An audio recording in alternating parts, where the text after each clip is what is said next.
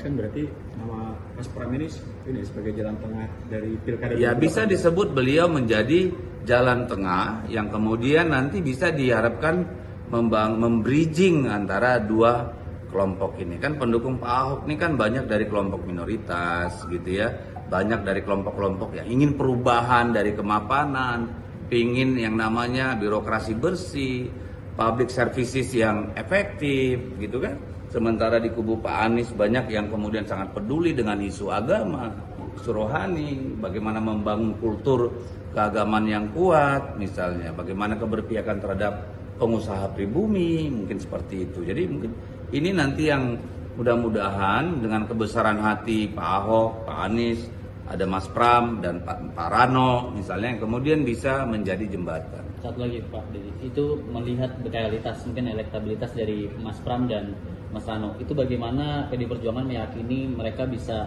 berjuang gitu untuk bisa memenangi kontestasi ini? Ya kan yang namanya survei katakanlah elektabilitas gitu ya, itu kan sifatnya dinamis ya.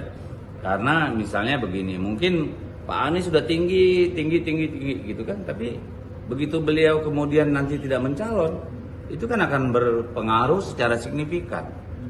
Ya, Pak RK juga mungkin apakah dengan adanya Mas Rano Karno yang katakanlah cukup mengakar di bawah, itu akan mengubah. Karena yang namanya survei, hasil survei atau elektabilitas itu kan juga dipengaruhi oleh waktu dan intervensi ya, di lapangan gitu. Jadi kita tidak berpegangan 100% pada hasil survei saat ini. Ya, karena apapun bisa terjadi di bawah.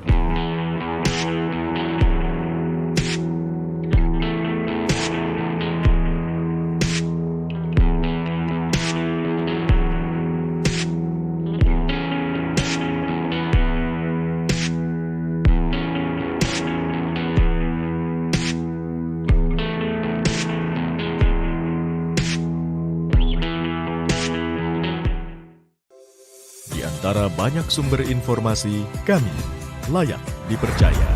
Karena kami menggali lebih dalam, berpihak pada kebenaran,